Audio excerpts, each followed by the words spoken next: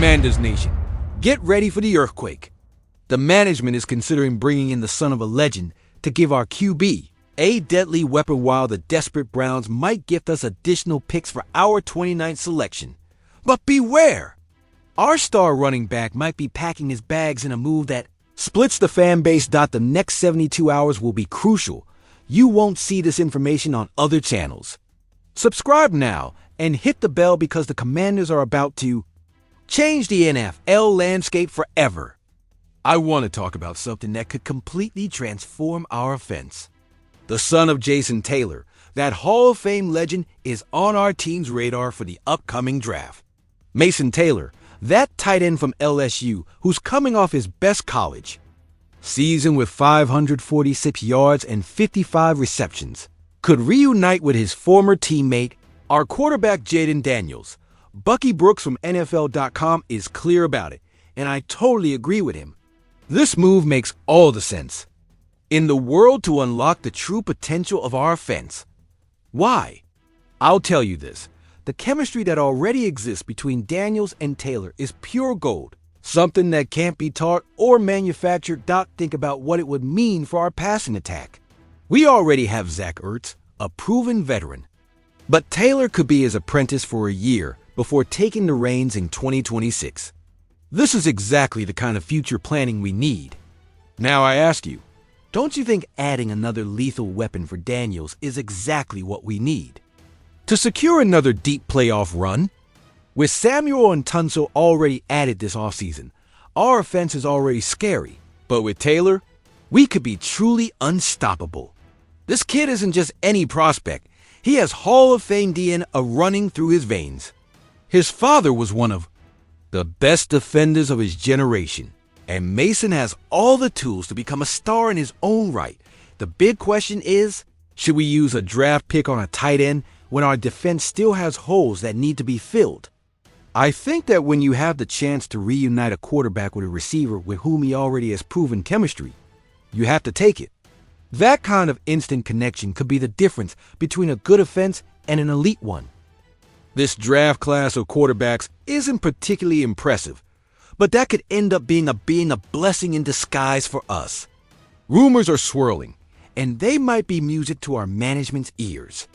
With only 5 picks in hand after aggressive moves to bring in Samuel and Tunsil, Adam Peters needs to maximize every opportunity. The situation with Jalen Milroe is particularly interesting. This Alabama quarterback is generating some late buzz that could skyrocket his value. He accepted an invitation to attend the draft in person, which suggests he believes he'll be a first-round pick. And he's not alone. Daniel Jeremiah of NFL Network suggested that teams like the Cleveland Browns might even trade up to select him. Now I ask you, do you realize what this means for us? If the Browns or another team desperate for a quarterback wants to move up to our 29th spot, Peters could orchestrate a bidding war that gives us additional picks. This is exactly the kind of situation a smart manager exploits. We already know Cam Ward will go number 1 to the Titans. That seems like a done deal. But after that, everything is up in the air. Shedder Sanders probably won't fall to 29, but there are rumors that Jackson Dart and Tyler Slough could go higher than anticipated. This is the beauty of having an established franchise quarterback. While other teams get desperate and overvalue quarterback prospects, we can sit comfortably and accumulate draft capital. I think Peters should absolutely exploit this situation. If Milroe, Dart, or Slough are available when our turn comes, we could get significant compensation. For moving back, it's a win-win scenario. Either we get more picks, or we draft the best player available if the offers aren't good enough. Our ground attack was one of the best in the league last season, with Jaden Daniels, Brian Robinson Jr., and Austin Eckler forming a devastating trio. But the NFL is a business, and what works one year can change the next. Robinson Jr. is entering the final year of his rookie contract in 2025, and that has sparked speculation about his future. Tony Adami of Heavy.com suggests that the Cleveland Browns should be interested in acquiring Robinson. With Nick Chubb a free agent, and without a team after his catastrophic injury, the Browns desperately need a reliable running back. In this hypothetical trade, we would receive a 6th-round pick, 179th overall. Now I ask you, does it make sense to part with a proven starting running back for just a 6th-round pick? I think this proposal is ridiculous. Robinson has been a reliable pillar of our offense, and a 6th-rounder simply doesn't reflect his value. However, there is a valid argument for considering a trade. Robinson is in his contract year, and we could lose him without compensation next year. If the Commanders don't plan to extend him, getting something in return makes sense from a purely business perspective. If we part with Robinson, we need a plan. Perhaps draft a running back like Omarion Hampton, or give more opportunities to Chris Rodriguez or Jeremy McNichols, who showed flashes last season. The key question is, what do we value more, the immediate production of Robinson in a year where we're set to compete, or long-term planning? I say this, I would reject any offer less than a 4th-round pick. Robinson is worth much more than a late-round draft gamble. This is where the future of the franchise is at stake. This team isn't just at any crossroads.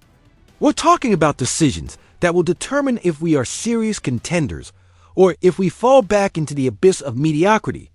Mason Taylor in the draft. Let me tell you this. The guy is explosive. He brings that temper we need on offense to unlock Jaden Daniels. But is it enough? Or are we going to let Daniel Snyder, Adam Peters, overlook the holes in our defense that seem bigger than the Titanics after the iceberg? Don't get me wrong. The lack of elite defenders in the NFC East has cost us entire games. If we face the Eagles or the Cowboys again with this secondary line, they'll fry us like chicken at a picnic. Now I ask you directly, do you trust that? Ron Rivera left a legacy of defensive urgencies that Peters can solve in a single draft. Because I don't. We need depth at cornerback, a linebacker who sends messages with their tackles. But watch out. If we pass on Taylor, what guarantees? We'll find another receiver with his credentials? Are Terry McLaurin and Jahan Dotson ready to carry the entire weight of the attack alone? And speaking of bets, Robinson for a 6th-round pick? Adam Peters, if you accept that without negotiating, you should be fired before the draft ends. Brian Robinson Jr. is a bull in the backfield. Did you forget how he destroyed the Giants last season? Statistics don't lie. 4.1 yards per carry, 12 touchdowns in 2 years without a decent offensive line. Selling that for a pick that doesn't even guarantee a rotation player? If Cleveland wants Robinson, they should at least give up a 3rd-round pick or a conditional trade in 2026. Or do you think the Browns give away anything without a catch? To you, Commanders Nation, it's up to you to decide. Invest in the offensive future or plug the holes sinking us on defense. Sell under pressure or demand real value for our key pieces. Comment right now. And if you really want this channel to grow, subscribe. Every like is a battle cry. Every notification activated is a trench from where we defend this team. We are more than fans. We are the guardians of the burgundy and gold. To victory always.